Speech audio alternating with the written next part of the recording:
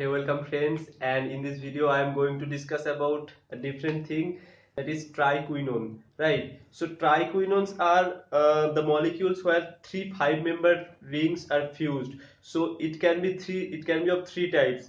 So this is your linear triquinone, this is your angular triquinone, and this is your modifen, right? So these three types of triquinones are generally there. Now in this video I am going to discuss about the synthesis of this linear triquinone. Okay, so I take this particular triquinone, you can see this is the structure.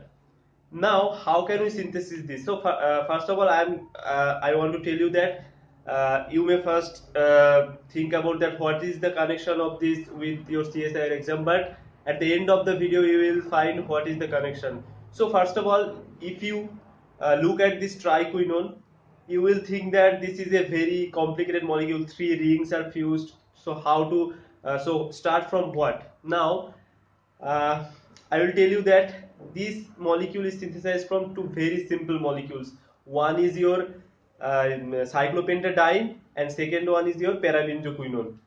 Okay, so how the synthesis start?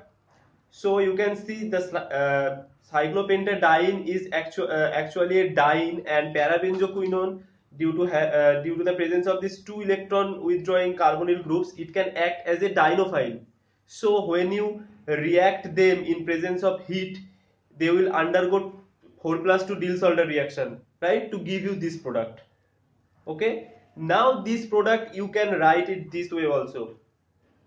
Okay, so in this product you can see these two double bonds, they are perfectly oriented for your 2+2 cycloaddition, right? But 2+2 cycloaddition is not possible in thermal conditions, so you have to put light, that is you have to shine your reaction mixture with light, and when you do that, these two double bonds undergo 2+2 cycloaddition and you will get this product. Okay, now this product you can see it can again in presence of light can undergo retro 2+2 cycloaddition, that is it can open the ring. So if it open the same two bonds that are involved in 2+2 cycloaddition, then you will get the starting material back. But if other two bonds are broken, then you will get this product. Now if you open the structure, open the molecule, you will see this is nothing but our triquinone. So this is a very interesting example, that's why I told you. And so what is the connection of this problem with your CSIR exam? So in case of CSIR net exam, they can give you the two molecules, the cyclopentadiene and parabenzoquinone, and number one condition, they will put the heat over the arrow, they will put heat, and second condition they will put light. So they can ask what will be the product. If you don't know the reaction sequence, you cannot be able to predict the answer.